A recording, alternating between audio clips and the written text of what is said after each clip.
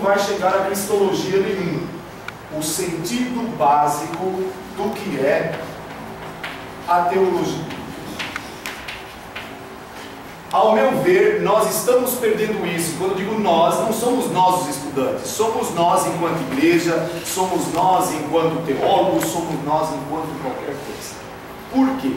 Porque chegou um momento em que a união entre teo e logia se tornou tão grande que negar uma significou verdade, as duas são complementares.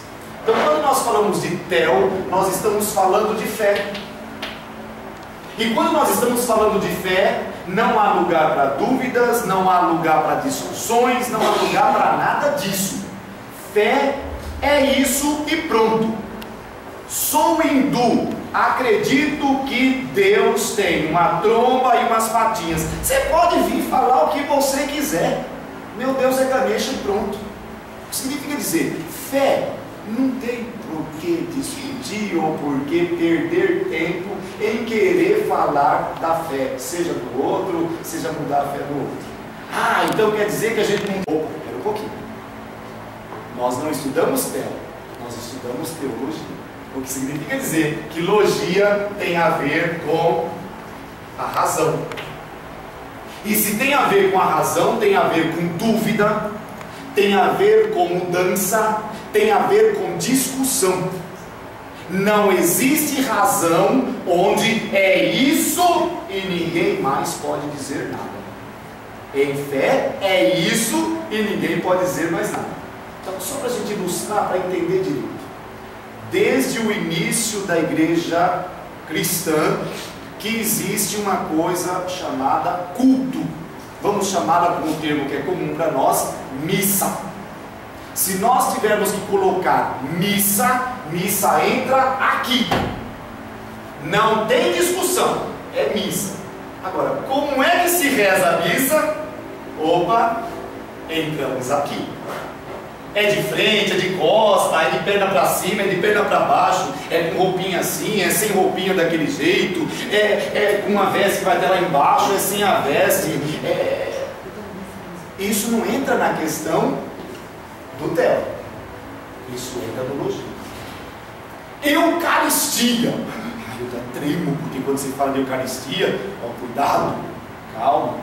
Eucaristia entra, tanto num canto quanto no outro. Eucaristia, corpo de Cristo, lugar central do sacramento, é aqui. Não tem discussão, não tem nada disso. Que tipo de pão eu posso usar? É teo ou logia? Logia. Sem medo de ser feliz. Logia. Por quê? Porque nós ocidentais só podemos usar um tipo de pão. Os orientais só podem usar outro. Se você vai numa missa neocatecumenal, o tipo de Eucaristia deles, você vai dizer, um pouquinho, é igual àquela que eu tenho. Não, não é igual. O quê? O jeito de fazer. A Eucaristia é isso.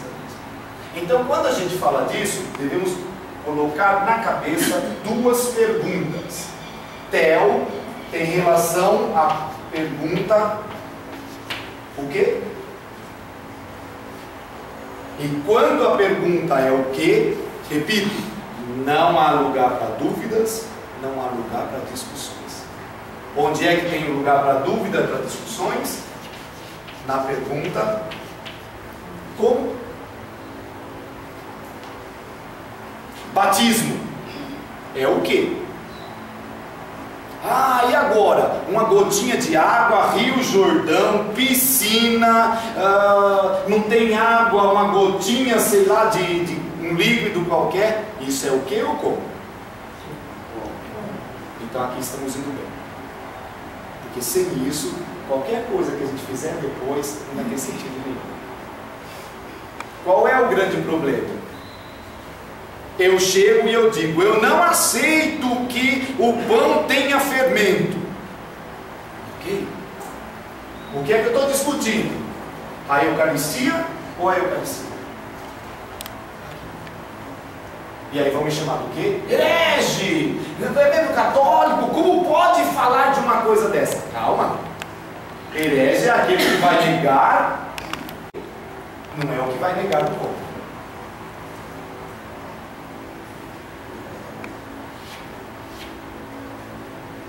Eu não sei, quem sabe até o final eu consigo perceber a cara de vocês, mas até agora eu estou com caras de paisagem. Então, não sei direito se aquilo que eu estou dizendo é português, se o meu português ainda bate com o português de Sorocaba, porque lá do ABC é um pouco diferente, de repente é a linguagem, mas veja, parece algo muito simples, e de verdade, aqui está o centro de tudo. Se eu não aprender a diferenciar as duas coisas, para eu que estou no primeiro ano, vou passar 4, para eu que estou no último ano, já passei 3, e vou ser biólogo, vou ter lá um diploma, mas de verdade, na hora de discussão mesmo, eu vou trocar, como diziam os bem antigos, alhos por bugalhos. Que significa dizer, eu vou acreditar naquilo que não precisa ter crença e vou deixar margens para aquilo que não poderia ter margens. Por isso, se vocês pegam uma das últimas, ou talvez a última encíclica do Papa João Paulo II, era exatamente sobre fé. Que é para que a gente perceba que na igreja cristã, fé sem razão ou razão sem fé é algo muito perigoso. Fé sem razão dá margens a assassinatos, dá margens a exclusões, dá margens a uma série de coisas. Razão sem fé dá margem a católicas pelo direito de decidir. Alguém de vocês é católico pelo direito de decidir aqui? Sim. Eu pergunto isso porque no nosso instituto nós tínhamos uma professora que era das católicas pelo direito de decidir. E a gente não sabia disso. Vocês sabem o que é uma católica pelo direito de decidir? São aquele grupo de mulheres que se dizem católicas, mas querem porque querem que o aborto viva como aborto. Aborto, eu tenho direito ao meu corpo, por isso eu tenho direito de decidir. Elas não são católicas? Acontece que quando elas alugaram um lugar para ter a sua sede, foi num prédio especial. Elas podiam escolher qualquer prédio em São Paulo. Elas escolheram o prédio onde? No andar superior estava o Sul 1 e no andar inferior estava a CRB. E elas escolheram o andar do meio. Estranho, não? Os bispos aqui, os religiosos aqui e as mulheres pelo direito de decidir aqui no meio.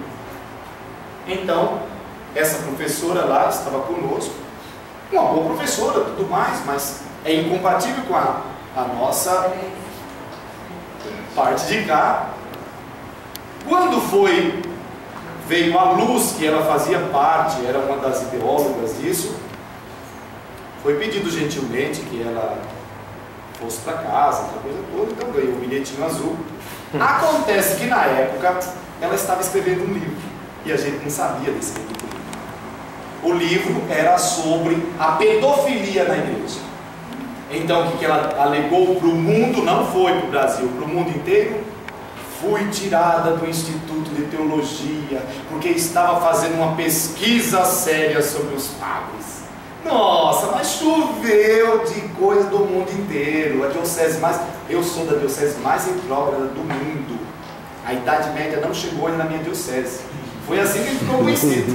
E eu sou de Santo André, onde surgiu tudo aquilo que é possível imaginar, desde o companheiro barbudo até encontrei dois aqui, desde o companheiro. É o louco, não é não. Deixa eu até fazer uma piadinha, né? O companheiro, quando ia na televisão, ele não podia levantar as mãos, porque senão ele fazia comercial do partido contrário, né? Ele dizia, companheiros, 45, a coisa, veja, Santo André é o lugar de nascimento de um monte de coisa, aí sempre eram fortíssimos, e somos considerados a diocese mais retrógrada. Por quê? Porque trouxemos alguém para fora que estava fazendo um estudo sério sobre os pecados. Eu estou lá preocupado se ela está fazendo um estudo sobre a pedofilia. Faz, mulher. Denuncia, tem que prender esse desgraçado. Não pode ficar do jeito que está acontecendo, não. Agora, o que aconteceu? Ela quis assumir. Então vamos lá para o processo.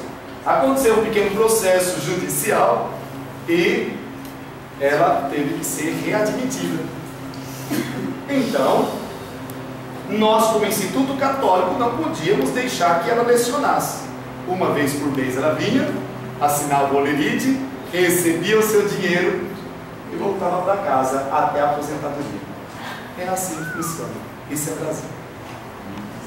Então, quando eu digo que a gente precisa ter clareza da coisa, senão a gente começa a confundir. Então, ponha isso na cabeça. Theo não caminha sozinho. Theo precisa de logística. Theo, a gente já conhece grego, tenho certeza que vocês são grecistas. Vem de Theos, Deus. Logia vem de logos, palavra, discurso. Então, um discurso onde Deus entra de algum modo. Não sabemos ainda se é um discurso sobre Deus, é um discurso em relação a Deus, é um discurso para Deus, e isso eu deixo para os outros professores que são da área. Ok. Quando fui convidado para falar nessa vossa semana, então eu pensei, e agora a gente vai falar sobre o quê? E eu encontrei um livro legal. E como quando a gente encontra alguma coisa boa, a gente precisa partilhar, a minha contribuição vai ser partilhar esse livro com vocês. Ele se chama A Tapeçaria da Teologia Cristã. Eu vou escrever lá, porque se alguém se interessar pelo livro, vale a pena.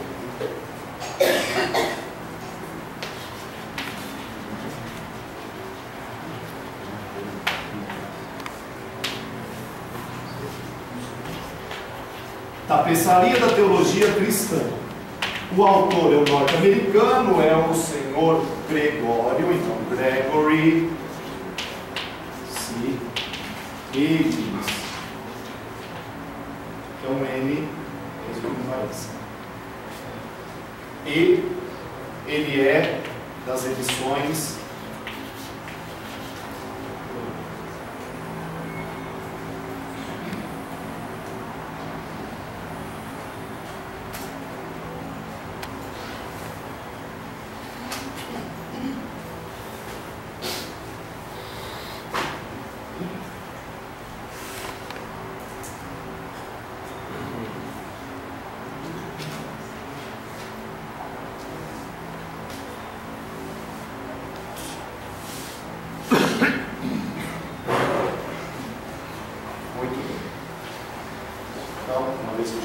o nome ele vai aparecer de novo, e gosta de aparecer se eu conseguir fazer isso funcionar.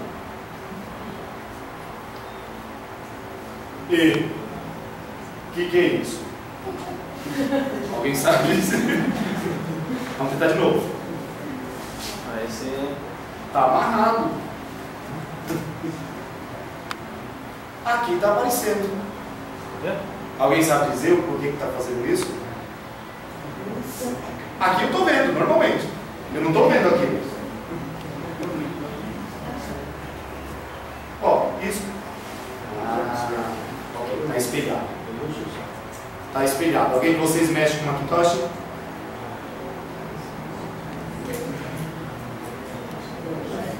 A gente vai chegar lá. Não se preocupe não, porque Deus é sempre mais do que a gente. Aleluia. Bom, Deus.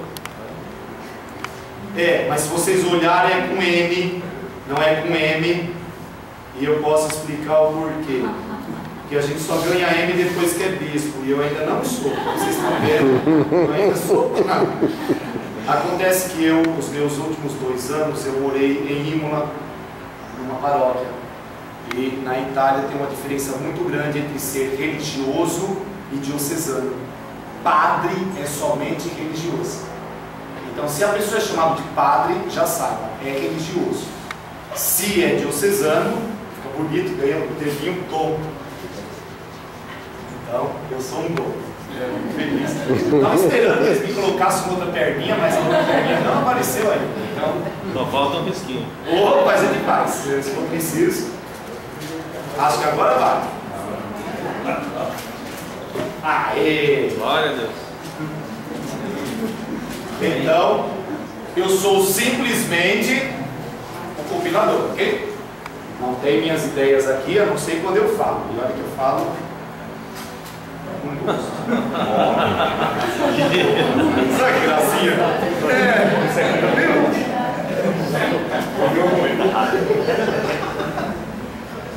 Então vamos lá.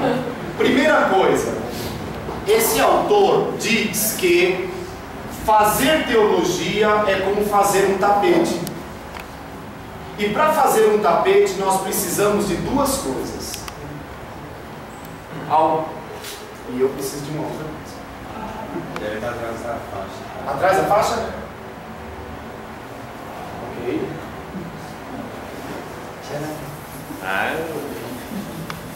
O senhor revelou aí. Tudo eu. Tudo eu. Alguém sabe como chama as linhas verticais de um tapete? Urdume. Temos alguém que é tapeceiro, isso é bom. Eu vou chamar com mais letrinhas do que está aí, mas é exatamente isso. Em vez de urdura, vou chamar de urdidura, que assim ainda fica melhor, a gente dá uma coisa. O que é a urdidura? É aquilo que não se mexe. Você amarra num canto, amarra no outro e ele vai permanecer firme. Lembra do tel? O tel é a urdidura. Ela está ali.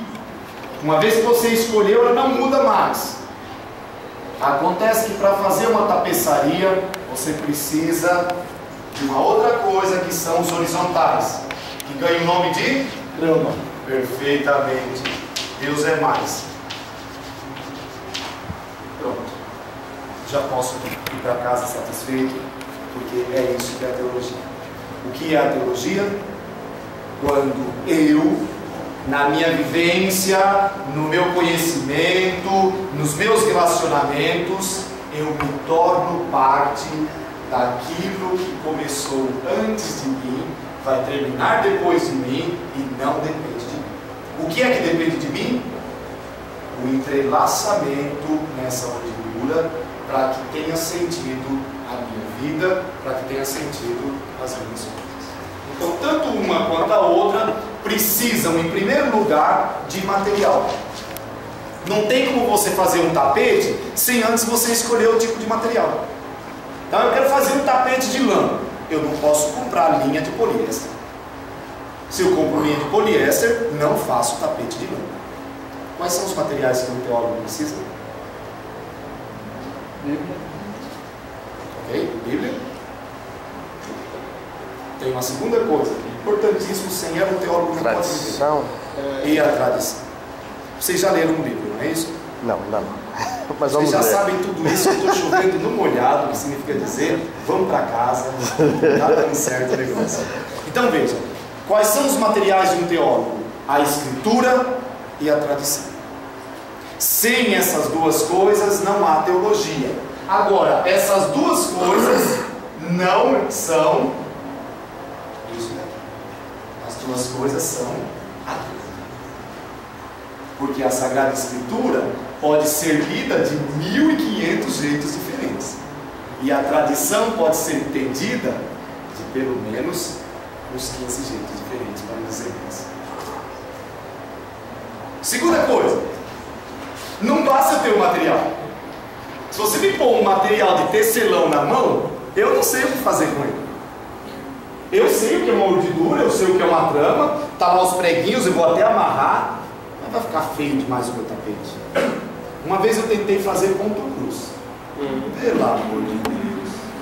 Olha, eu admiro quem consegue fazer. Porque você vai fazendo aquele bendito daquele xizinho, e se você não tiver uma mão pronta para aquilo, um X sai apertado, outro X sai aberto. Mesma coisa na teologia.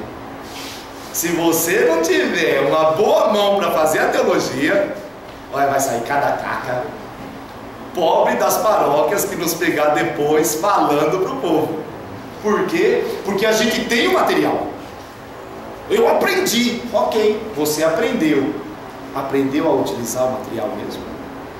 Não basta eu saber que Adão e Eva são partes da mitologia, que Adão e Eva de verdade são símbolos utilizados para tal. Que bonito tudo isso. Transforma agora isso para a Dona Maria, que chegou para você e pergunta alguma coisa sobre Adão e Eva. Você vai chegar para ela e vai dizer: Dona Maria, olha, Adão não existiu não, e Eva menos ainda, porque se Eva foi tirada de Adão e Adão não existe, do nada você não pode tirar nada. Pobre da mulher, arranca a fitinha vermelha dela, vai para casa brava contigo. Chora bastante. E depois o que acontece? Veja, você precisa ter um trabalho longo. Não é só uma coisinha, eu gostei, então agora eu sou. Não. Para ordenar as coisas, não é simples. Mas uma vez que você faz isso, a terceira parte, que talvez seja mais importante. Eu tenho material para fazer o tapete, eu aprendi a fazer o tapete, eu fiz o tapete, e agora o que eu faço? Escondo o tapete em casa. Então, há um pequeno problema aqui. Quando eu faço uma exibição pública de qualquer coisa, eu tenho que esperar a reação. E a reação se chama crítica. Quem apresenta alguma coisa e não quer ser criticado, não entendeu nada. A partir dessa minha palestra de hoje, vocês vão ter uma visão parcial, logicamente, porque é a primeira vez que estão me vendo, é a primeira vez que estão me ouvindo, mas vão ter uma visão de quem é o Padre Romeu.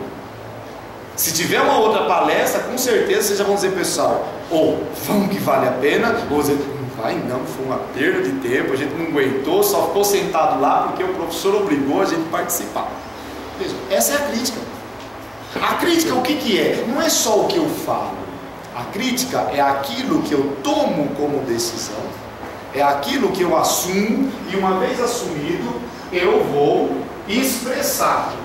Então, decidi fazer teologia, vim para cá, estou recebendo os materiais para poder fazer uma boa teologia, começo a utilizar esses materiais porque os professores estão me ajudando a colocar em ordem, a fazer um trabalho mental onde as coisas começam a ter sentido. Eu preciso apresentar isso para mim. É aqui então que o nosso autor vai dizer que bonitinho, eu tenho uma foto. A nossa parte branca é sempre a urdidura. A parte colorida é a trama. Num tapete, dificilmente você vai ver a urdidura. Explico isso na teologia? Ok, eu estou falando. De que linha teológica você tem? Eu estou todo de clésima. E olha que hoje eu até venho de cinza, passa que eu venho de preto. Quando alguém me olha e diz, opa, pera um pouquinho, esse daqui já é conservador aos extremos e tudo mais. Por quê? Porque é a trama que está aparecendo. Aí eu abro o bocão, aí alguns dizem, pera um pouquinho, acho que ele nem é católico, ele não acredita nisso, naquilo, naquilo outro. Então, pera um pouquinho. De verdade, o que é que nós estamos vendo? A trama. Cuidado quando você faz julgamentos de alguém através da trama.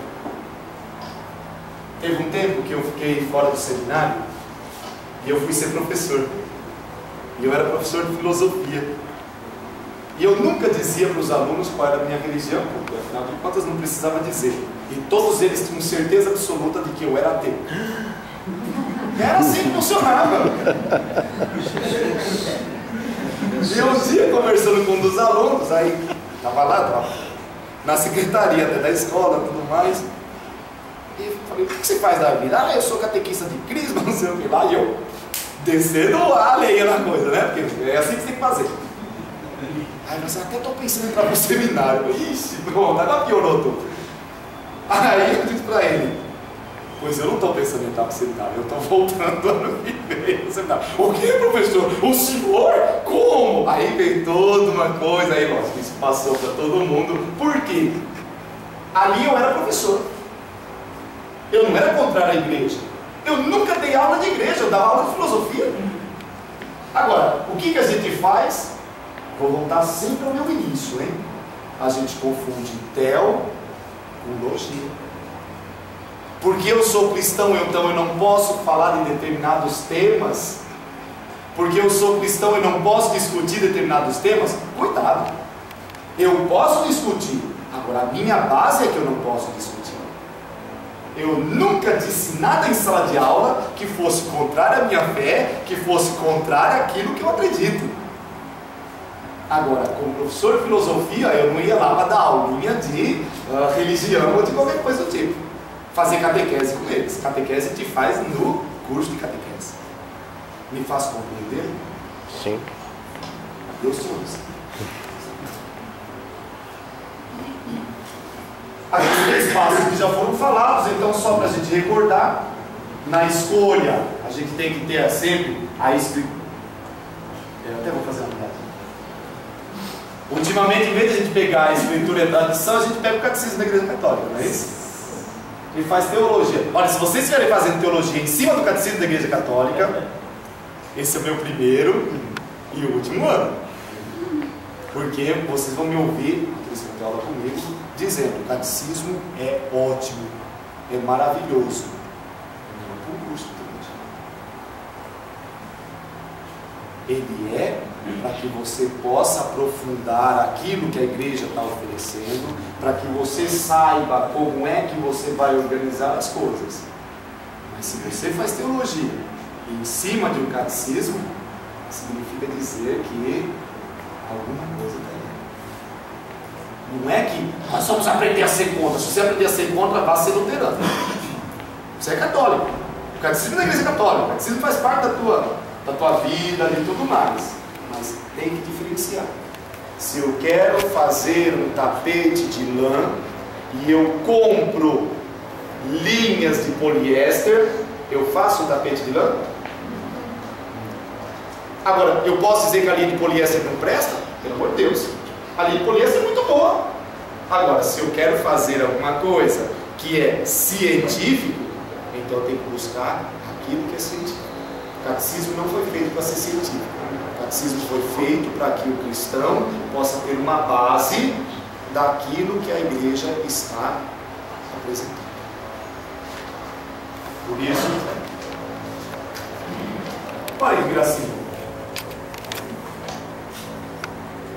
Eu escolhi esses dois desenhos por um motivo muito simples. Porque algumas vezes a gente aprende a fazer um tipo de trama, então aprende a fazer um tipo de raciocínio filosófico, teológico, e começa a acreditar que só aquele tipo é que existe. Que ninguém pode pensar diferente da gente. Que se pensar diferente da gente já não é mais ciência. Porque a ciência é sempre fazer um laço que puxa e o outro que sai igual. No fim, será que essa trama não vai ficar bonita também? Agora, ela é diferente. Ela faz um laço com uma puxada. Aí eu pergunto, são só esses dois tipos? E eu mesmo respondo, logicamente. A pessoa podia muito bem ter feito somente com esse tipo aqui. Ou podia ter escolhido um outro totalmente diferente. Na teologia também? Sim, na teologia também. Na cristologia também? Sim, na cristologia também. Quem é Jesus Cristo? Quando ele perguntou isso, a resposta foi uma resposta muito maravilhosa. Ah, tem uns achando que você é João Batista que voltou. Outros estão achando que você é Jeremias, Isaías, um dos profetas. Alguns estão achando que você é uma pessoa normal. Outros estão acreditando que você, olha, passou dos limites. Ele disse, tá bom. Já que todo mundo está achando alguma coisa, e vocês? Que estão estudando, que estão fazendo mesmo um curso, o que é que estão achando de mim? Ah, o Pedrão já levantou a mão, porque ele gostava de levantar a mão e já responder na hora. Tu és o Cristo, o Filho do Deus vivo. Olha que trama bonita que o Pedro está fazendo. O Cristo, já ficou um desenho bonito. O Filho do Deus vivo, o exemplo mais bonito ainda, aquele que veio para nos salvar. Nossa, se a gente continuar assim, o tapete vai ser persa e a gente vai ter que vender por um preço muito alto. Acontece que agora Pedro vai ter que pegar esse material e trabalhar com o material.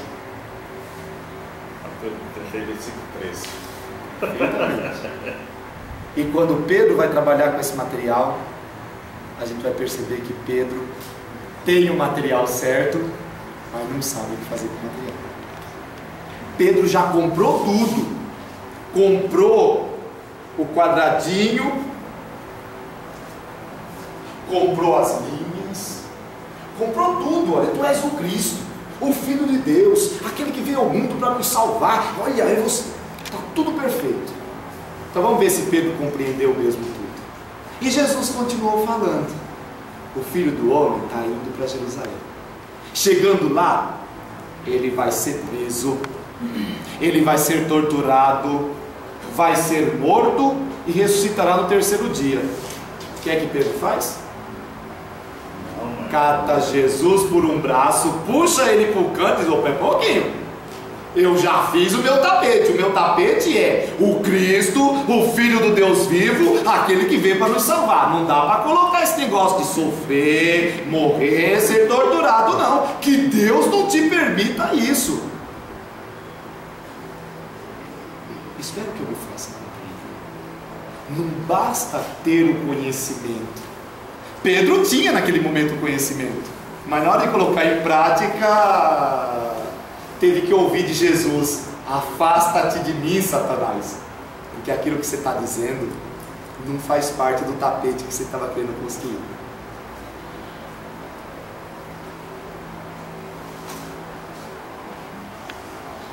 Trama, urdidura, elas precisam de tal modo estar juntas que a urdidura desaparece, a trama vai aparecer.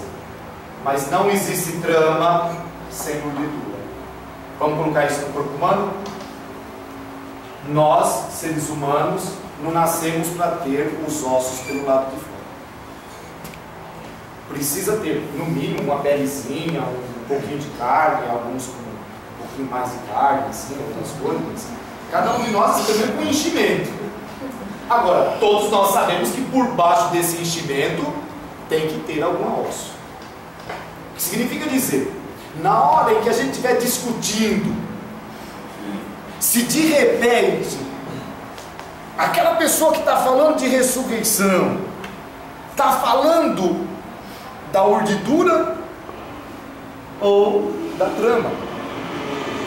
Já no ano 45, um grupo levantou uma questão que continua ainda hoje.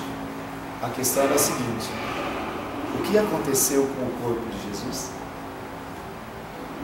E a resposta foi imediata: nós nos descuidamos e à noite os discípulos vieram e roubaram o corpo. Tem como provar que não foi isso? Alguém de vocês conseguia provar para mim que os discípulos não vieram à noite e roubaram o corpo? Mas ao mesmo tempo já tinha uma outra tradição dizendo: não, quando chegamos lá, o corpo não estava mais e não sabemos o que aconteceu com aquele corpo. Tem como provar que essa segunda está errada? Então veja, a coisa é exatamente essa. Se eu disser que eu não sei o que aconteceu com o corpo de Jesus, eu estou negando a ressurreição?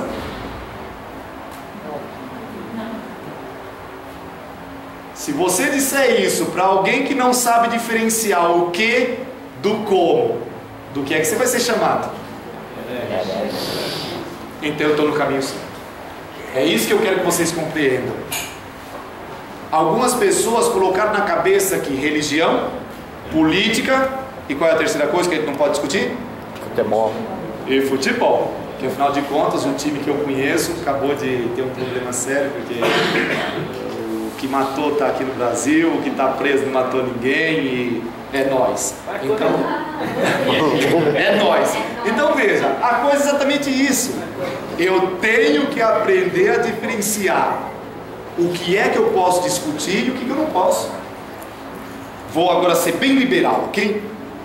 Se roubar o corpo de Jesus, se o corpo dele foi jogado numa vala comum, porque essa é uma outra teoria, se de repente explodiu como uma explosão atômica, que é também uma teoria, por isso que tem o sudário, porque foi uma explosão de dentro para fora. É bonita essa teoria, eu gosto. Se de repente vieram os anjos e disseram: olha Jesus, vamos lá que a gente veio buscar você, e seguraram ele e levaram. Se ele pisou tão firme naquela pedra que ainda hoje tem a marca do pé dele, né? E ó, porque pegar impulso, porque senão você não sobe. Se por acaso aconteceu uma dessas 4 coisas, estou pouco me lixando. O que a minha fé diz é: a morte não o segurou. Tudo bem até aqui? Agora veja, isso é ser liberal. Algumas pessoas vão dizer: não, padre, pelo amor de Deus, se o senhor diz que o corpo dele foi colocado no túmulo, não, aquele que é santo, o seu corpo não pode conhecer a corrupção. Eu conheço o que a Igreja Católica diz. Mas eu posso discutir também uma outra coisa, não com vocês, mas quem sabe no futuro. O que é corpo? Quando a gente fala de corpo, a gente está falando dessa porcaria aqui? Ou a gente está falando de alguma coisa que junta essa porcaria com a outra que está dentro, com a coisa bela que está aqui junto e faz um todo? A gente tem um pequeno problema. Nós brasileiros temos o mau costume de pensar que a gente compreendeu tudo porque a gente compreende a palavra. Vamos parar o que eu estou dizendo?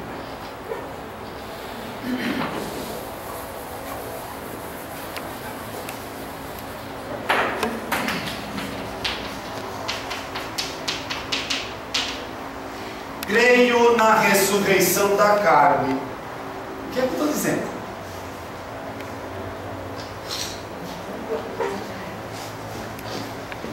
Porque isso faz parte do nosso credo, hein? Creio na ressurreição da carne. Significa dizer que o que vai ressuscitar é...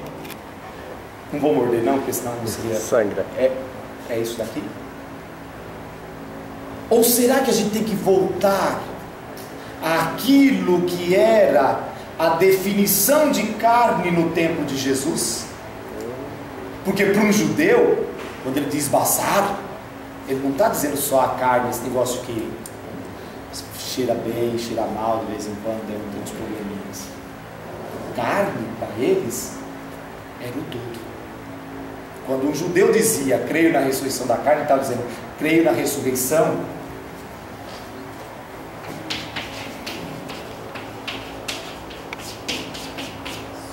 da pessoa.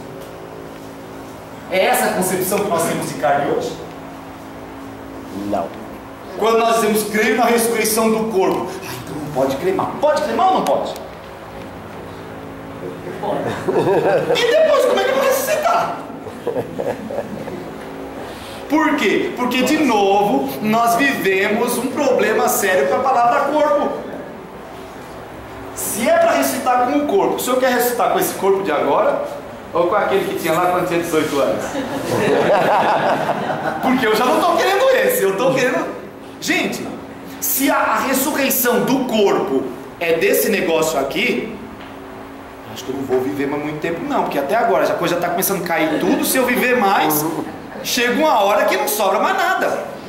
Então, a coisa é essa, se eu não sei diferenciar o que do como, eu vou me perder na teologia, porque eu vou começar a acreditar no que não precisa acreditar e vou confundir as coisas. Quando um cristão no início dizia a palavra corpo, ele estava dizendo pessoa. Então eu vou dizer, irmão, um cristão não consegue acreditar em fantasma. Se alguém de vocês acredita em fantasma, vocês não são cristãos. O que é um fantasma? Fantasma é um espírito sem corpo. O que significa dizer, problema da filosofia grega, que dividiu o bendito do ser humano, como diz Paulo, em corpo, alma e espírito. no dia da minha morte, minha alminha vai ficar esperando? Não. O que vai acontecer então? O que é que morre? Mas hoje não se acredita que a ressurreição se dá no momento da nossa morte?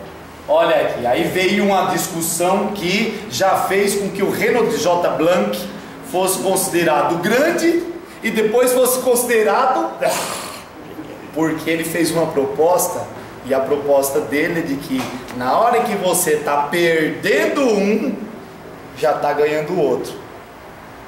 Tenta converter ou convencer ou conversar, qualquer um dos três funciona, com o evangelho. Eu morro, minha alminha vai dormir, até o dia que Jesus vier lá e dizer, agora acorda, Romeu, porque chegou o dia do juízo. Não é isso? Tem um grupo, que eu não sei se vocês conhecem, chamado de católicos. Já viu falar do pessoal católico? Tem esse grupo que acredita que você vai passar por dois juízos. Um tal de um juízo particular e depois ainda vem um tal do juízo universal. O que é que eu vou ficar fazendo entre o juízo particular e o universal? Onde é que eu vou ficar entre um e outro? Veja, discutir isso não é discutir o que, é discutir o como. O que é? A vida não termina com a morte. A vida é maior do que a morte. Isso é que? Isso não tem lugar para dúvidas, não tem lugar para discussão, não tem lugar para nada. Agora, como vai ser depois?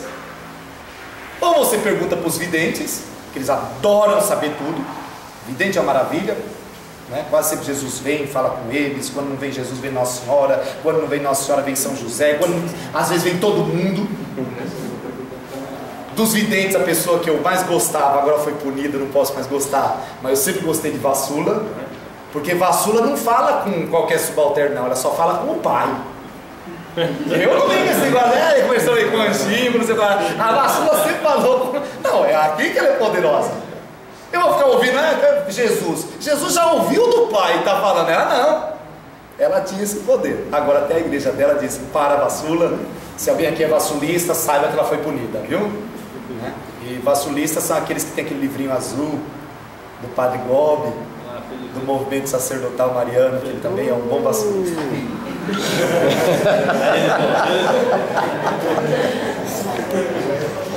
Veja, o que é a trama então para nós? A trama para nós é aquela compreensão cristã da história. É como é que a história faz o seu percurso, começando naquilo que nós vamos chamar de criação e terminando aquilo que a gente chama de fim dos tempos. Se a gente fosse perder agora, não é perder tempo, mas perder um espaço de tempo, discutindo, crescendo, a gente tem que perceber que tipo de história a gente vê. A nossa história é linear? A nossa história é cíclica? Ou nós somos o tipo nietzscheano que gosta de um tipo de história que faz assim, ó, que tipo de história é essa? Eu tinha um professor maluco, ele sempre dizia isso na filosofia. Essa é a que melhor explica, porque lá no início o homem pegava uma pedra e batia na cabeça do outro e matava o outro. Aí ele foi evoluindo. Aí quando ele chegou aqui, ele já catava um porrete que ele já tinha feito, era mais fácil. Ele batia na cabeça do outro, mas ele não parou por aí não, ele foi evoluindo. Aí ele fez uma espada de ferro. Ele pegava aquela espada de 3, 4 quilos, vinha e batia na cabeça do outro. Parou por aí? Não! Ele criou arma de fogo. Ele criou a bomba atômica. Então veja, o que acontece? Do início até hoje, matar o outro não mudou. O que mudou foi o método. Urdidura, trama. Todo o meu exemplo vai ser... Eu vou contar um segredo para vocês que não deveria contar. Cada vez que eu vou falar em algum lugar, eu só tenho uma ideia. Eu nunca tenho muitas ideias, é uma só. Agora eu vou dizer aquela ideia assim de 500 mil jeitos diferentes, mas se você prestar atenção, se você ouviu a primeira parte e foi embora, você já aprendeu tudo. Theo elogia o que e o como. Urdidura, trama. Não discutível, discutível. O que essa história diz? Tem certas coisas que não mudam. O ser humano não prestava e parece que continua não prestando. Mas o jeito de não prestar muda, né? Cada vez está piorando. E quanto mais a gente sabe, mais pior a gente fica. Coisa terrível, viu? A Dona Maria da esquina nunca vai ter condições de matar os outros igual vocês. Porque vocês vão ter na mão um material, que é o material da fé, o material de teologia, que pode dar vida, mas pode também dar uma destruição muito boa. A Dona Maria da esquina ela tem um terço. Mas o que ela pode fazer é dar uma terçada na pessoa e está tudo resolvido. Você não. Você tem o poder de destruir o terço. Assim como você tem o poder de dar um sentido para o terço. É muito perigoso. É perigoso fazer teologia. Terceira coisa. O que é a urdidura? A urdidura é a pessoa individual. Eu sou o Romeu, não tem como mudar. Eu posso ganhar títulos, eu posso perder títulos, eu posso modificar algumas coisas, sei lá. Estou pensando em fazer uns botox, porque parece que está dando umas urguinhas aqui do lado. Estou pensando também em dar uma repaginada legal, que eu gostaria de fazer assim, e o cabelo balançar para lá e para cá. Mas vai continuar sendo um Romeu do mesmo jeito. Não muda nada. O que não muda nada? Opa, pera um pouquinho. Não muda aquilo que é o meu centro. Aquilo que está em volta. Tem dia que é um tapete muito bonito, tem dia que é um tapete que não está tão bonito assim. Tem uma coisa aqui que não quer ir. Fala, vai com fé. Fogo. O ponto central para nós é percebermos onde é que dá a intersecção das coisas. Como é que eu posso juntar as coisas? Como é que eu posso fazer com que uma coisa dê sentido à outra? Uma fé que não se encontra com a razão, ela perde o sentido. Ela se torna cega. Uma razão que se afasta da fé, sei lá, você pode se tornar um Dawkins da vida, você pode se tornar um desses malucos aí. Tem tanta razão, uma razão que não está sendo muito. E quando a razão se afasta da fé, porque fé tem a ver com vida, a razão destrói. E como destrói? Se alguém dissesse para Albert Einstein que aquela pequena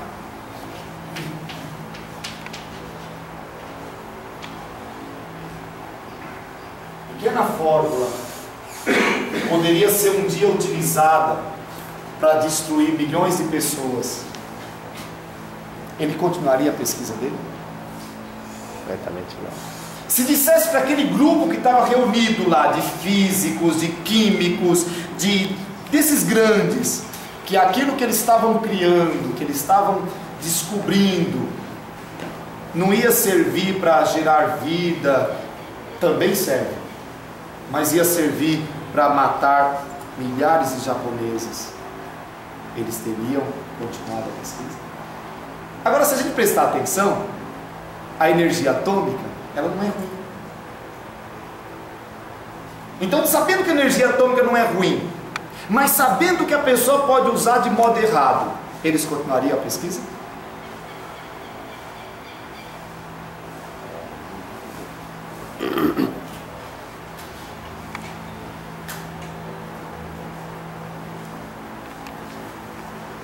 Vocês meditem um pouquinho, porque vocês católicos, a gente medita assim. A vida cristã pode ser compreendida de um modo muito simples. Ela é uma coisa que vai acontecendo de modo crescente, por isso gradual, mas crescente no quê? Na interiorização. O crescente do cristão não é um crescente tanto para fora, ele tem que aparecer no sentido de que ele expande, mas ele cresce para dentro. Como chamar isso? Entropia? Crescer para dentro, o que é? Vocês que são da ciência, eu acho que é entropia. Vamos ficar com entropia. Ninguém disse nada, é entropia, viu? Pronto. Depois vocês procuram o que é entropia, vamos dizer, né? Então veja, você tem que interiorizar aquilo que é a palavra.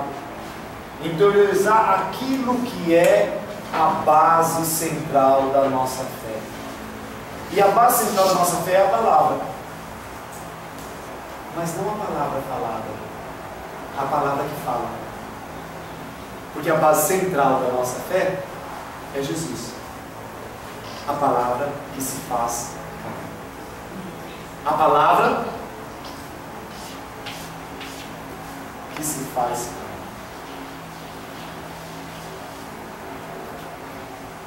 E aqui?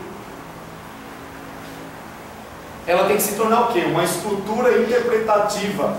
Ela tem que dominar de tal modo que a gente possa ter uma ideia clara daquilo que a gente está proclamando, daquilo que a gente está vivendo. Por que é que eu acredito desse jeito e não de outro? Por que é que a minha crença me faz agir desse jeito e não de outro? Por que é que aquela pessoa que nem acredita está conseguindo fazer do mesmo jeito que eu estou fazendo? Por que é que aquela pessoa que se nega a acreditar está conseguindo fazer algumas coisas até melhor do que eu? Enquanto eu não consigo respostas claras para isso, eu não tenho como crescer.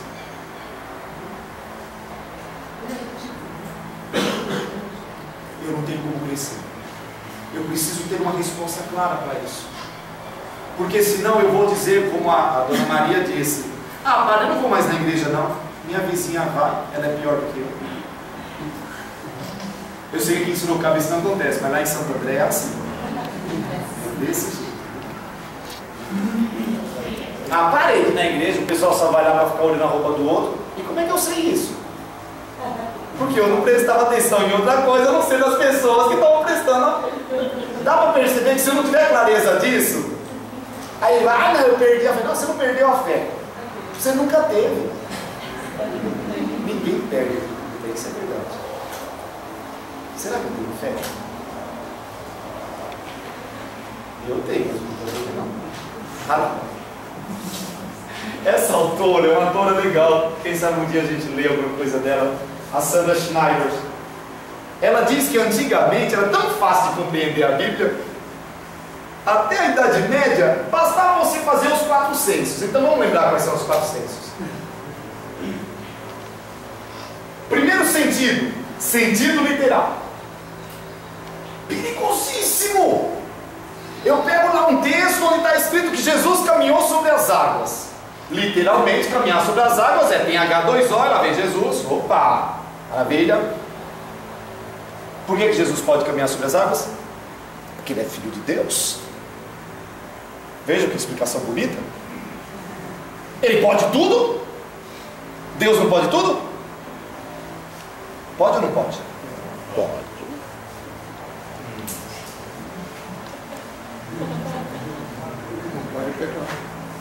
Aí, alguém aqui sabe o que Deus não pode fazer. Então, Deus pode pecar? E agora, como é que fica então essa palavrinha bonita que vocês conhecem melhor do que eu?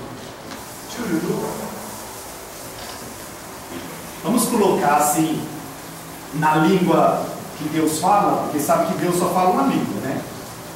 Que língua que Deus fala? Não, isso ele já esqueceu faz tempo. A língua de sempre.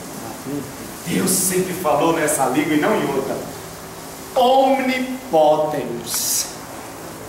Como é que ele pode ser onipotente se o senhor aqui descaradamente me diz que Deus não pode pecar? E agora? Pode ou não pode? O que significa omni? Todos. Potens? Poderoso. Se a pessoa é todo poderoso, ele pode fazer tudo ou não pode? De novo, voltamos para a nossa cara de paisagem. Eu gosto disso, a gente está tudo contente, gente, mas vai que eu diga agora e ele vai dizer que não é isso. Eu sei o que é isso. Ele é todo poderoso. O que é que significa isso? Veja, por que é que eu parto desse princípio de que ou nós compreendemos as palavras ou a coisa não vai para lugar nenhum? Porque a gente pensa que a gente compreendeu tudo. Não, ele é todo poderoso, está bom mais. Fazer uma outra pergunta besta.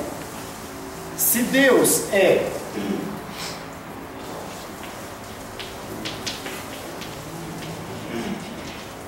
omnipresente, onipresente, vou para o inferno, porque Deus está lá. O que significa onipresente? Ou a gente aprende a colocar a coisa no lugar certo, ou a gente vai pôr Deus no inferno. Deus está no inferno? Agora eu vou fazer, vai ter que ser pergunta para a gente levantar a mão. Quem acha que Deus está no inferno, levanta a mão. Opa, então, quem acha que eu devo cancelar o omni de Deus, então levanta a mão, porque se ele não está em todos os lugares, dá para perceber? Dá um nome desse tapete. Mas nem todo tapete é persa. Tem tapete vindo da China também. Omniscience. Olha como fica bonito. Eu gosto dessas palavras. Sabe tudo. Deus sabe o que vai acontecer com você mais tarde quando o bandido colocar a arma na tua cabeça? Sabe? E não faz nada. E deixa que você, lá com a sua filhinha pequenininha de 2 meses, alguém vem e que legal, pum, bate a sua filhinha por causa da cabeça no chão. Ele já sabia antes. O que significa dizer que sabe tudo? O grande problema do nosso tapete é que nós estamos confundindo, nós que eu digo, não vocês, nós é o pessoal lá de Santana, algumas coisas com outras. Deus sabe tudo. Opa. Se Deus sabe tudo, então o que é que significa isso? Porque a gente já sabe o que significa a palavra sabe tudo. Mas como é que essa palavra se encaixa em Deus? Deus pode tudo. Na Idade Média tinha uma pergunta muito simples. A pergunta era: Deus pode fazer uma pedra tão grande que ele não possa carregar? Se você disser que ele pode, então ele não é onipotente, porque ele não pode carregar. Se você disser que ele não pode, então ele não é onipotente, porque ele não pode fazer. Era assim que o pessoal da Idade Média, porque basta surgir uma frase para ter alguém que não tem o que fazer, em casa, matutando, eu vou conseguir, eu vou destruir aquilo que está sendo dito. E veja, a pergunta é essa. Lógico, aí já tem uma contradição lógica, uma pedra tão grande que não pode ser carregada, mas é uma contradição que você pode pensar, não pode? Consegue imaginar aí uma pedra tão grande que não pode ser carregada? Deus pode fazer essa pedra?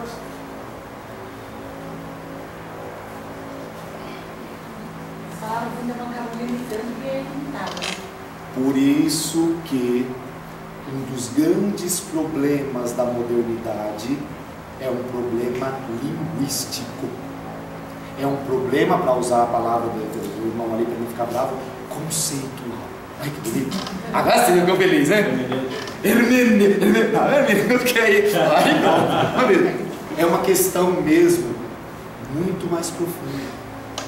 Hoje, quando um católico diz eu creio, o que é que significa mesmo essa palavra? Quando alguém hoje responde no final de uma oração, o que significa mesmo essa palavra? Ah, todo mundo sabe, é assim seja, é isso mesmo. Ok, eu estou dizendo se a gente sabe o significado da palavra. Só para a gente compreender isso. Teve um Papa muito bondoso que um dia estava conversando com os jovens e ele conseguiu convencer os jovens de que a vida tem um percurso e nesse percurso as coisas devem acontecer no tempo devido. Por isso, um relacionamento maduro é que pode conter dentro de si aquilo que é o relacionamento sexual. E os jovens bateram o pau, e saíram dali e foram comemorar com as camisinhas que eles tinham no bolso. Eles compreenderam o que o Papa estava dizendo? Sim, compreenderam. Eles aceitaram, mas o que eles têm como conceito daquilo que o Papa está dizendo não é a mesma coisa que o Papa tinha como conceito do que ele estava dizendo. Muitas vezes nós falamos algo que é compreensível, a pessoa compreende, mas o jeito que ela elabora a compreensão lá na cabeça não tem nada a ver com o que a gente disse. Quando é que a gente vai saber se ele compreendeu ou não? Terceira fase daquilo lá do início, quando ele apresentar o trabalho dele. Você fala com o aluno compreende tudo, chega na hora da prova. Vou botar uma piadinha que senão a gente não compreende isso. Um inglês veio para o Brasil lá na década de 20. E na década de 20, no Rio de Janeiro, ainda existiam os malandros. O malandro do Rio de Janeiro era aquela pessoa que colocava um lenço de seda no pescoço, uma roupa meio bege, meio branca, e andava para lá e para cá. Alguém sabe por que ele colocava o lenço no pescoço? Vocês não conhecem nada de malandro? Porque o melhor jeito de matar alguém era com navalhadas. E a navalha não consegue cortar seda. Por isso, não era para enfeite. Às vezes a gente diz assim, é enfeite. Não tinha nada de enfeite não. Se alguém viesse com a navalha e passasse ali, testem em casa. Eu sei que vocês têm navalha em casa, tem também seda. Põe no próprio pescoço, não no pescoço do outro. No próprio pescoço. Vou testar a teoria do Padre Romeu para ver se funciona. Não, acho que não funcionou não. Já vem só. Morreu, acabou. Mas a coisa era essa. Cuidado com a seda agora que é xing-ling. E seda xing-ling nem sempre funciona. Então veja, ele estava lá e ele percebeu que o inglês estava interessado em comprar animais. O inglês viu um papagaio e ficou tão feliz com aquele papagaio que queria comprar um papagaio, mas não encontrava naquele momento ninguém que tivesse papagaio. O malandro disse, olha, eu acho que eu vou ganhar um dinheiro aqui do gringo. Chegou perto dele e disse, o que você está querendo? Aquela coisa toda. Ele falou assim, não, eu queria comprar um animal deste, como se chama? Papagaio. Papagaio, sim. Eu falei, mas onde é que eu vou encontrar um papagaio para vender para ele? Ele disse, olha, seu gringo, acontece que papagaio a gente tem que vender pequenininho, porque senão ele não aprende. Se ele já está velho, é difícil de aprender. E como o papagaio pequenininho é feio que dói, ele foi e encontrou uma coruja, também pequenininha, feia que dói, e vendeu para o inglês. E o inglês levou o papa-coruja embora. Uns 3 anos depois, está lá o malandro, feliz da vida, aquela coisa toda. Quando ele vê ao longe, o gringo tenta escapar daqui, Ei, você, eu quero falar com você. Como ele viu que não dava para escapar, porque tinha uns policiais ali perto, ele parou. Mas o gringo não estava bravo, veio para ele abraçando aquela coisa toda. Ele disse, pera um pouquinho, tem alguma coisa errada aqui acontecendo. Lembra que você me vendeu um animal? Tô lembrando. Era um papagaio, e eu queria um outro, eu gostar bastante, queria um outro. Eu falei, pera um pouquinho, não. Será que eu estou confundindo as pessoas? Será que algum dia eu vendi um papagaio de verdade e a pessoa está voltando? Não, acho que não. Nunca vendi um papagaio de verdade para ninguém. E aí ele faz uma pergunta que é a única coisa que é importante. Ele diz, o seu papagaio já está falando? Isso aí. Falar não fala, mas prestam atenção. Aluno quase sempre, em vez de ser papagaio, é coruja. Ele presta uma atenção, diz assim, que ele está compreendendo tudo. Eu vou voltar para o nosso estudo. Então veja, o sentido literal são os acontecimentos. Mas a gente não pode parar no sentido literal, a gente precisa caminhar um pouquinho mais e chegar naquilo que a Idade Média chamava de sentidos espirituais. O que é o sentido espiritual? Em primeiro lugar, o alegórico. Jesus está caminhando sobre as águas. Ok, não vou nem me perguntar se ele caminha mesmo ou não. Eu tenho que fazer uma outra pergunta. O que é que significa para um cristão Jesus caminhar sobre as águas? Veja, você não precisa começar já negando se caminhou ou não caminhou, mas você precisa ir além disso. O que é que significa caminhar sobre as águas? E se você começou a compreender isso, então você vai um pouquinho mais adiante e diz: tá joia, como é que eu ponho em prática isso do caminhar sobre as águas? E por fim, para onde vai me levar essa compreensão? Então, para não deixar a gente no vácuo, eu sei que todo mundo já conhece essa explicação, coisa mais simples. Na Sagrada Escritura, as águas do mar correspondem ao pecado. Então, em vez de falar pecado, a gente fala água do mar, como vocês já aprenderam tantas mil vezes. Jesus pode pecar? Não. Jesus. Isso faz parte da fé, já não é mais razão. Jesus pode ou não pecar? Tem alguém em dúvida se Jesus pode pecar ou não? Porque se tiver, olha, fala já com o secretário já cancela a matrícula e está tudo... Veja, a nossa fé diz: Jesus não pode pecar. Se não pode pecar, não pode afundar nas águas. Porque as águas são o sinal do pecado. Cristão pode pecar?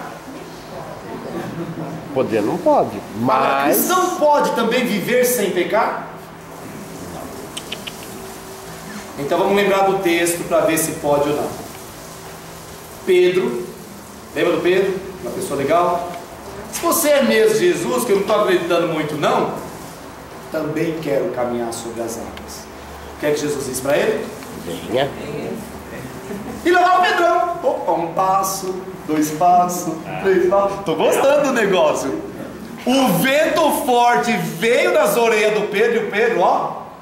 O que significa dizer? O cristão tanto pode viver fora do pecado quanto dentro do pecado.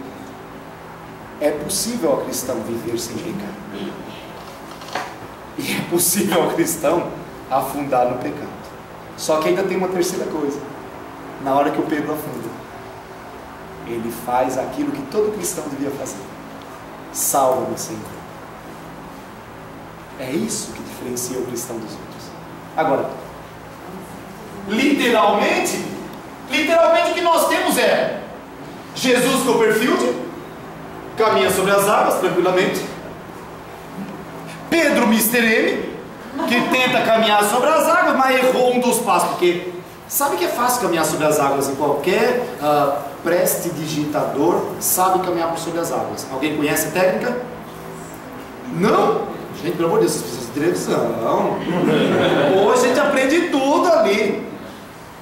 Faz-se estruturas de vidro ou de plástico transparente que não seja bloco fechado. Porque enquanto ele está caminhando, pessoas nadam até por baixo, que é para provar que ali não tem fajutice. Porque para provar que não tem fajutice, tem que ser fajuto. E veja, você deixa a coisa rente com a água, de tal modo que quem olha de qualquer lugar vê a água. E aí, tranquilamente, a pessoa caminha. Agora veja, isso é prestidigitação. Se nós ficarmos com o texto bíblico somente aqui, então Jesus era uma pessoa dessa. Por isso que algumas pessoas vão dizer: não, ele sabia, ele tinha poderes ali de ficar flutuando. Ô gente, pelo amor de Deus, onde é que ia mexer na nossa salvação um Jesus flutuante?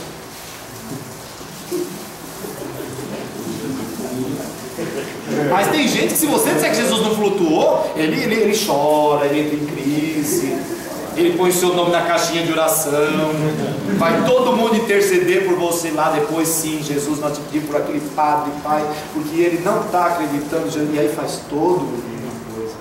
Agora veja, se a gente prestar atenção, eu não estou preocupado nesse momento se ele pisava sobre águas físicas hoje, porque isso não significa aquilo que deveria significar. Eu vou mais abaixo.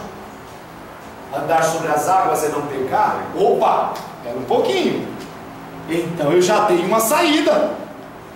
Terceiro nível, opa, é possível para mim também.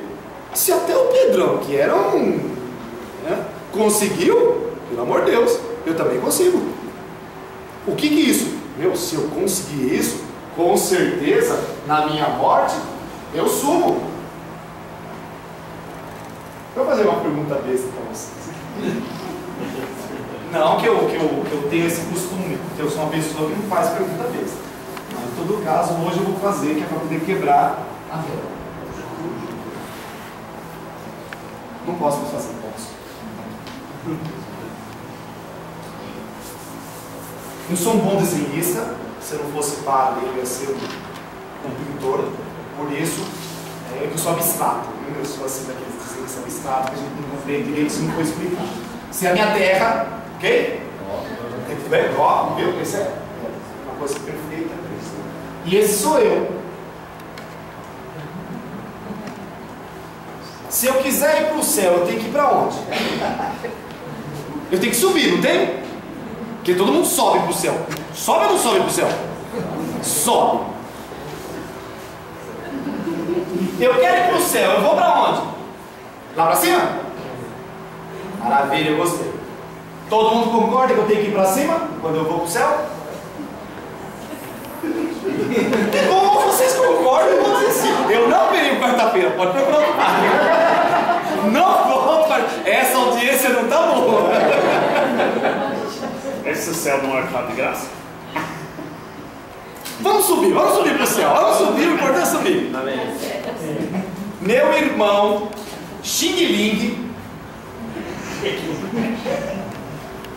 está feliz da vida, agora ele está dormindo, porque já deu umas 9 da noite, ele dorme cedo, aquela coisa toda, e ele quer ir para o céu. Ele sobe ou ele desce? Ela virar. Ah, tem que esperar virar, então não morro no dia. Porque ele quer subir. Mas ele tem parentes que moram lá na Austrália. E quem está na Austrália já é por volta das 4 da tarde, aquela coisa toda. Então ele está aqui. E ele quer ir para o céu. Ele sobe? Sobe, opa, ó, ele subindo. Que negócio é esse de subir para o céu mesmo, que eu não estou entendendo? Funcionava no tempo da Bíblia. No tempo da Bíblia funcionava, porque a terra, agora eu sei dizer uma terra bem melhor. Olha a terra. A terra é isso. E todo mundo morava aqui. Então eu estava aqui, o Xing Ling estava aqui, o australiano estava aqui. Então, se eu quisesse ir para o céu, eu subia. O Xing Ling queria ir para o céu, subia. O australiano lá acabou de levar uma patada de um canguru, não tem jeito. Ele subia. O que é mesmo subir para o céu? Como é que você explica hoje para alguém subir para o céu? Se você ficar aqui, eu vou dar risada de você, igual vocês deram risada de mim. Porque se subir é essa flecha, então o australiano ele vai para o lado para poder ir para o céu. E o chinês ele vai para baixo para o céu. Então se eu for para o inferno, eu quero ir para o inferno chinês, que ele desce aqui, eu vou para o céu. Dá para perceber a coisa? Se eu ficar preso aqui, eu não tenho resposta para ninguém.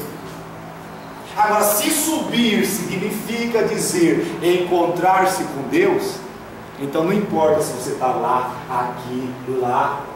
Eu não sou contra a esquerda, não. Eu vou colocar a esquerda para vocês não ficarem cansados. Mas ele é contra e tudo mais. Então, deixa eu ver aqui o nosso. Ilha Seychelles, pronto. Ele foi para cá.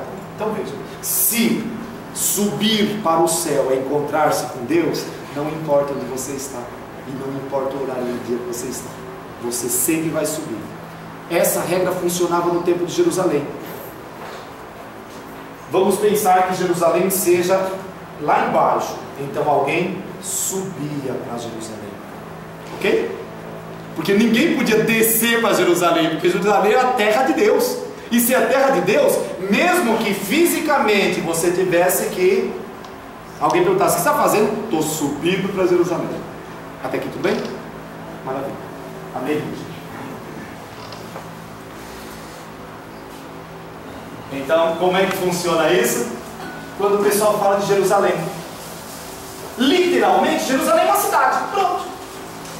Falou Jerusalém, falou cidade, não tem mais nada. No segundo, que é o chamado alegórico, Jerusalém é a igreja.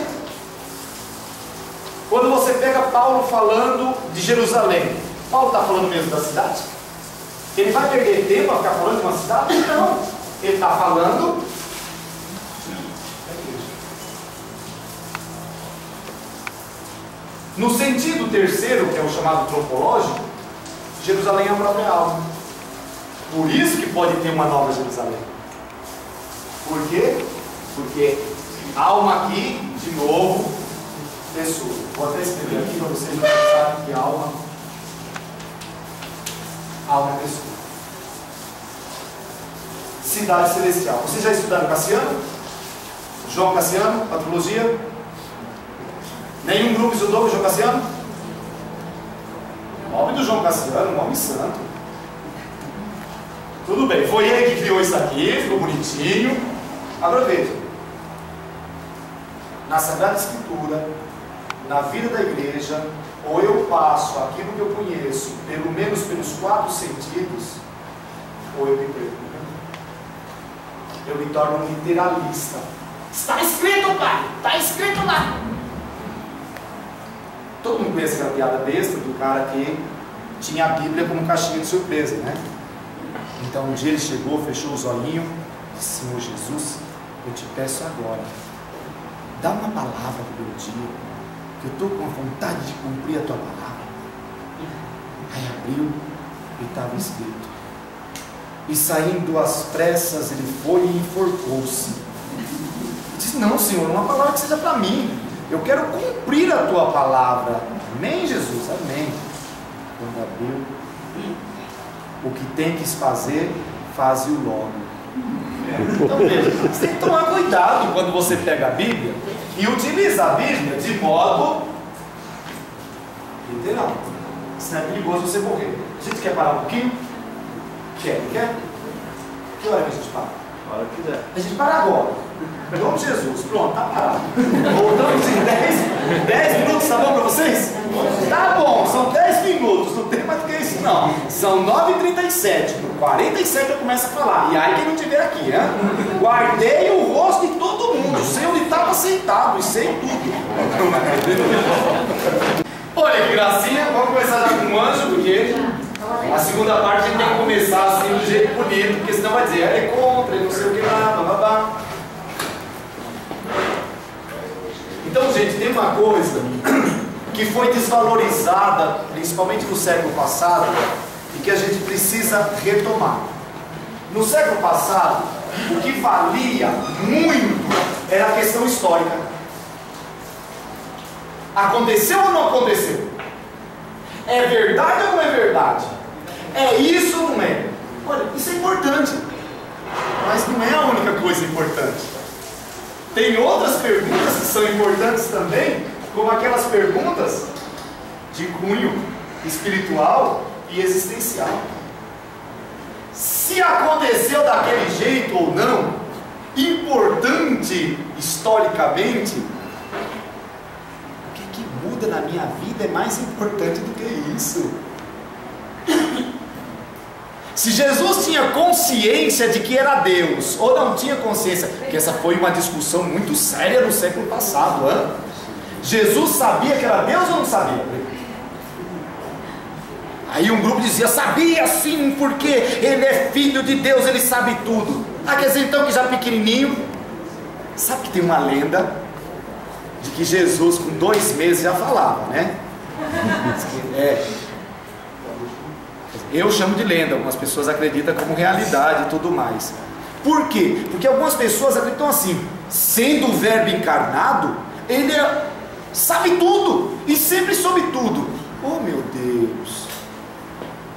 Então não precisava encarnar. Se era para vir como Deus, então não tinha sentido fazer encarnação.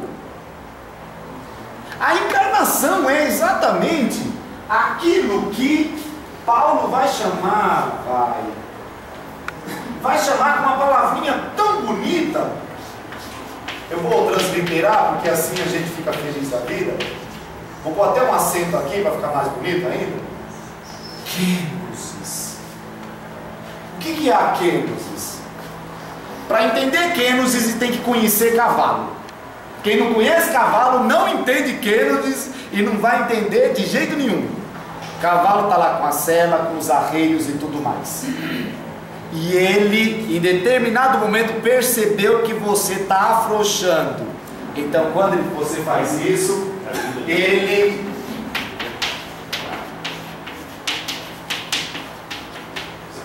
despoja-se.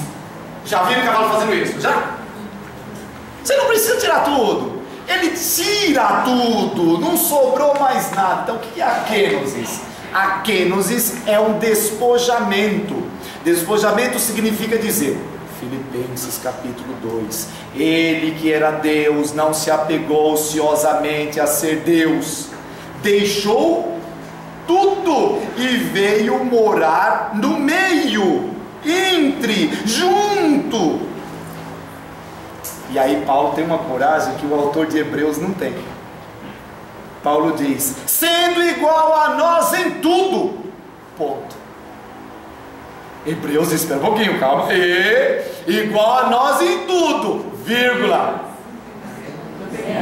Exceto no pecado.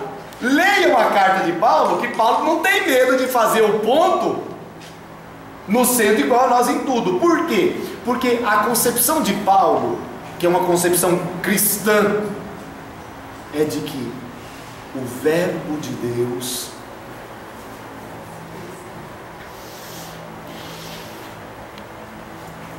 se é para vir com todos os poderes de Deus, tem despojamento nenhum. Aí sim, a heresia do século II está certíssima. Ele era Deus, ele não podia sofrer. Aí fazia uma pergunta para essa. Quem é que dá aula que pode falar de heresia? Quem que é a pessoa de heresia? Patrícia? Também, mas na cristologia você fala das heresias. O pessoal da então. Pergunta depois para os heresiarcas, que eles sabem. Ó, heresiarca é uma palavra bonita, significa que ele está fazendo parte da heresia. Mas veja, pergunta, que heresia que era essa do pessoal que dizia que Jesus não podia sofrer? Aí perguntaram para esse pessoal. Padre Fábio que dá aula. Para o Flávio? Já sabe, é para ele tem que perguntar. Perguntaram para eles, se ele não podia sofrer, então e na cruz? Eles têm uma resposta para isso. Ele fingiu que estava sentindo dor. Que ele não podia sentir dor. Ele estava lá, assim, deixa eu fingir para o pessoal perceber como é que sente dor. Não.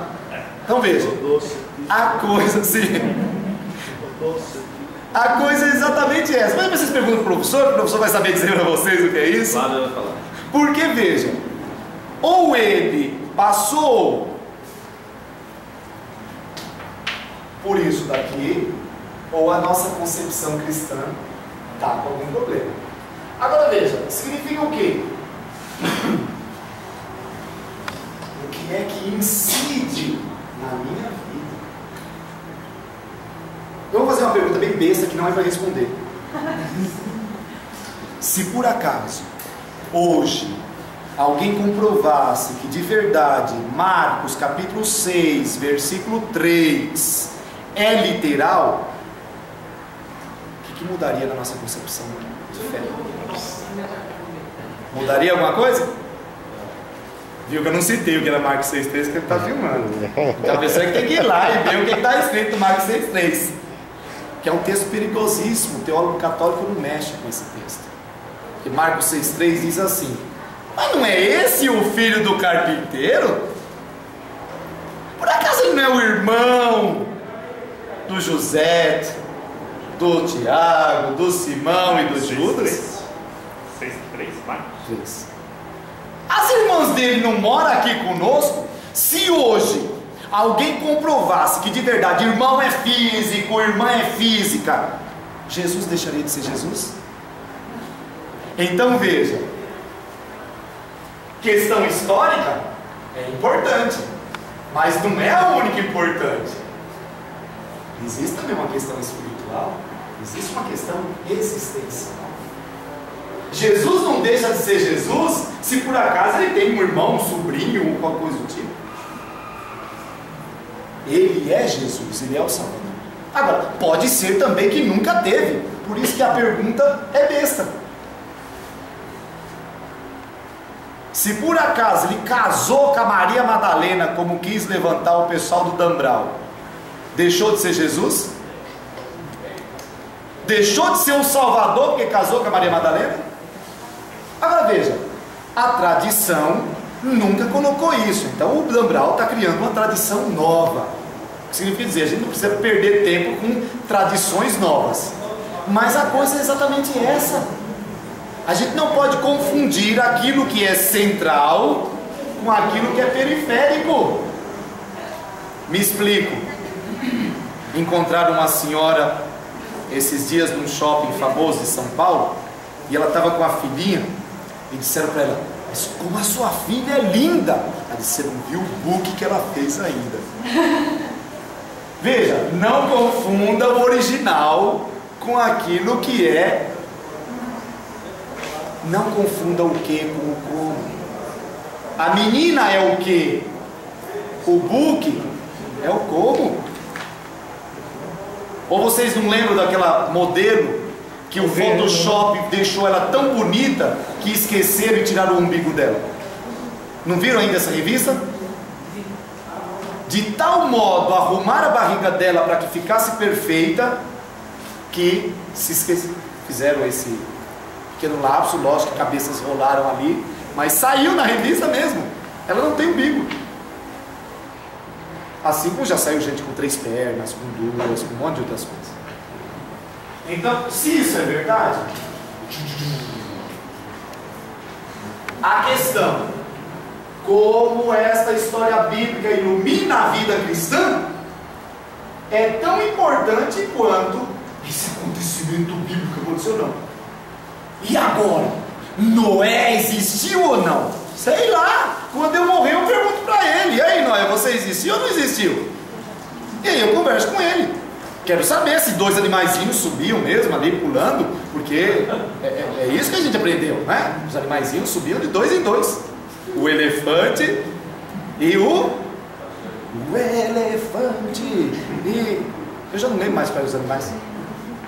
Mas é como os filhos de Deus, porque aqui tinha uma contradição lógica. Deixa eu aproveitar a música só para dizer a contradição lógica. Eu sempre pensei que cima, baixo, direita, esquerda. Mas com o padre Marcelo eu aprendi que eu estava errado. Porque ele dizia: erguei as... Vou começar de novo. Olha lá. Erguei as... Erguei? Vou recomeçar. Eu aprendi sempre que para cima, para baixo, direita, esquerda. E eu estava todo errado. Mas você está vendo no sentido literal, não é só literal. Por isso que é coisa boa. Alguém já está vendo que tem um outro sentido, que eu não se encontro ainda com esse outro sentido que ela está tentando, mas deve ter, deve ser espiritual a coisa. Você não dá uma unção. Então na unção, erguei para baixo. Ah, não sei, também não estou. Mas para vocês perceberem que não é só o Marcelo que cria esse tipo de coisa, lá nos anos antigos, um grande cantor brasileiro também dizia: se subiu, ninguém sabe, ninguém viu, pois hoje o seu nome mudou e estranhos caminhos pisou. Só eu sei que tentando a subida, desci. e agora daria 1 milhão para ser outra vez? Pelo amor de Deus, vocês não conhecem Calbi Peixoto? Isso, ninguém sabe, ninguém viu. Então veja, o que acontece? Muitas vezes você pensa que está subindo, quando de verdade você está indo para o buraco. Lógico que a música não é literal, porque literalmente subir é subir e descer é descer. Agora, num sentido mais profundo, é aquela pessoa que frauda todo mundo e fraudando pensa que está subindo, quando de verdade, o que adianta o homem ganhar o mundo inteiro se... Henri de Lubac, um grande do século passado, que vale a pena conhecer esse homem, então ele diz assim, que o mistério cristão não é algo para ser contemplado curiosamente, como um puro objeto de ciência. O mistério cristão deve ser interiorizado e vivido. Se a gente quer uma síntese daquilo que pode ser chamado de teologia, eu acho que aqui está. Teologia que se torna